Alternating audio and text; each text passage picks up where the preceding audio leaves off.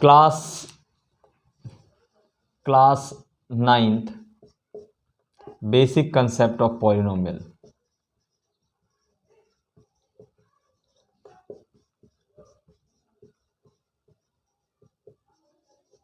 देखिए बच्चों, पॉलिनोमियल एक फंक्शन है। कोई भी एक फंक्शन जो वेरिएबल कंटेन करता है वो पॉलिनोमियल होता है। याद रखना, पॉलिनोमियल की सिंगल एक साइड होती है। पहले तो मैं बताऊं आपको कि पॉलिनोमियल, क्वाड्रेटिक पॉलिनोमियल जिसकी डिग्री 2 होती है, लीनियर पॉलिनोमियल जिसकी डिग्री 1 होती है, क्यूबिक पॉलिनोमियल जिसकी डिग्री 3 होती है। देखिए, सबसे पहले आपका आता है लीनियर पॉलिनोमियल। लीनियर पॉलिनोमियल में बेटा, इसमें जो डिग्री होती है, डिग्री इक्वल टू 1 होती है। एग्जाम्पल आप ले सकते हैं, जैसे 3x+2 या x या 4x+-9 ऐसे करके। यहाँ वेरिएबल x है, इसका कुछ नहीं है तो इसकी डिग्री 1 है। इसका मतलब इस टाइप के जो पॉलिनोमियल होते हैं जिनकी डिग्री 1 होती है, वेरिएबल की जो पावर होती है वही डिग्री कहलाती है। तो ये है लीनियर पॉलिनोमियल। कॉपी करिए। क्वाड्रेटिक पॉलिनोमियल,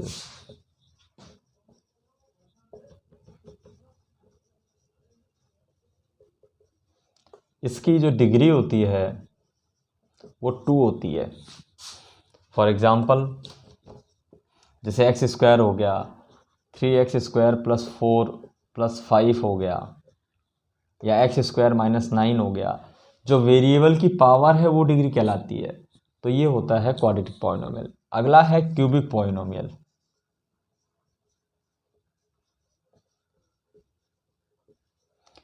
इसमें क्या होता है बेटा, डिग्री 3 होती है। यानी जैसे x³ हो गया एग्जाम्पल, या 3x³ - 4x + 8, इस टाइप की जो चीज़ें होती हैं वो जिसकी डिग्री 3 होती है, जिन पॉलिनोमियल की, वो क्यूबिक पॉलिनोमियल होते हैं। कॉपी करिए बच्चों। अब पॉलिनोमियल में कितने ऑपरेशन है उस पर डिपेंड करता है कि पॉलिनोमियल लीनियर है, सॉरी, पॉलिनोमियल मोनोमियल है, बाइनोमियल है या ट्राइनोमियल है। देखिए, मोनोमियल,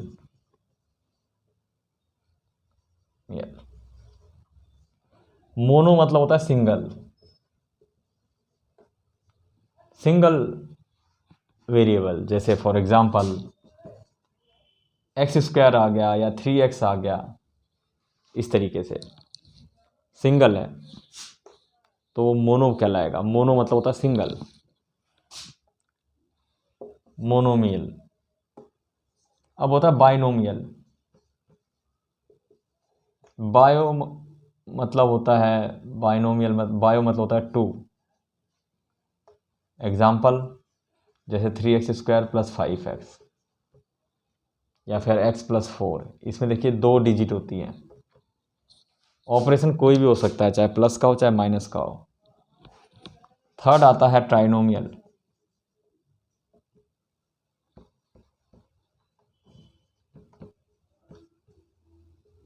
ट्राइनोमियल जिसकी जो है, ट्राई मतलब 3, यानी 3 फिगर्स होंगी, जैसे 3x² + 8x + 5। कॉपी कर लीजिए इसको।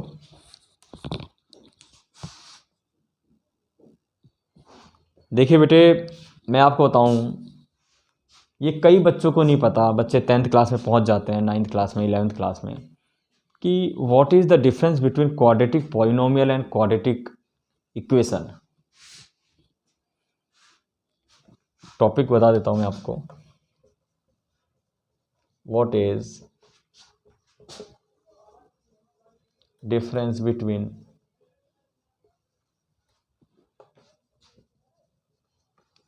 Quadratic polynomial and quadratic equation.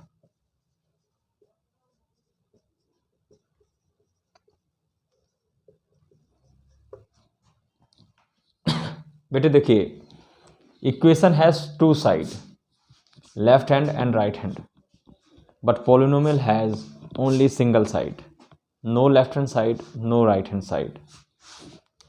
देखिए, अगर मैं 3x² + 5x कहता हूँ + 8, तो ये क्वाड्रेटिक पॉलिनोमियल हो गया, क्वाड्रेटिक पॉलिनोमियल जिसकी डिग्री 2 है, क्वाड्रेटिक पॉलिनोमियल है। लेकिन अगर मैं इसके इक्वल टू में कुछ रख दूँ, कुछ भी रख दूँ, जैसे मान लीजिए 3x² + 5x + 8 = 0 रख देता हूँ, और 3x² + 5x + 8 = 5 कोई भी वैल्यू या वेरिएबल रख देता हूँ, अगर उसकी दो साइडें हो गई, लेफ्ट हैंड साइड और right hand side, then it become quadratic equation.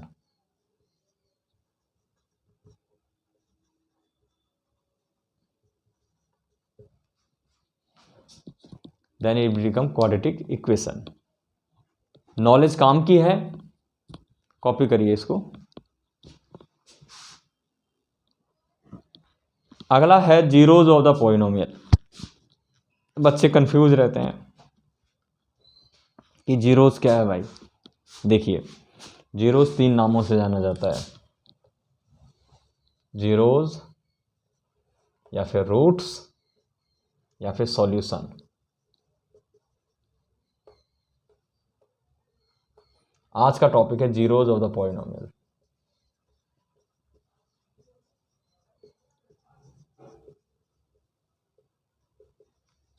Zeros of the polynomial का मतलब होता है कि आप दिए हुए पॉलिनोमियल को 0 से इक्वेट करिए और वहाँ से x वेरिएबल या t या y z जो भी है, उस वेरिएबल की अगर वैल्यू फाइंड करते हैं और उस वैल्यू को अगर दोबारा आप उस इक्वेशन में पुट करते हैं तो उसका जो रिजल्टेंट है वो आपका 0 आता है, इसीलिए उसका नाम दिया गया zeros of the polynomial. For example देखिए, मैं कहता हूँ question find the zero of the polynomial 2x - 6, ये क्वेश्चन दे दिया। तो आप क्या करेंगे, जीरोज इसको 2x - 6 को 0 से इक्वेट कर देंगे और x की वैल्यू निकाल देंगे। 2x = -6, वहाँ जाके +6, x = 6/2 यानी 3 आ गया। इसका मतलब 3 जो है इस पॉलिनोमियल का जीरोज है। अगर आप 3 इसमें पुट करते हैं x की जगह, देखिए x = 3 आया आपका, यहाँ पुट कर दीजिए। 2x - 6 था आपका, x की जगह 3 डाल दिया -6, तो इट बिकम 6 - 6 इज बिकम 0। यानी जो आपने सॉल्यूशन निकाला वो इसमें सब्स्टिट्यूट करेंगे तो रिजल्ट 0 आएगा। इसीलिए कहते हैं इसको zeros of the polynomial. Copy करिए बच्चों। अगला बेसिक कंसेप्ट है, how many zeros of quadratic polynomial are possible.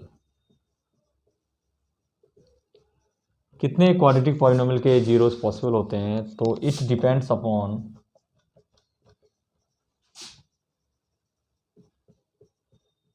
Degree of the polynomial.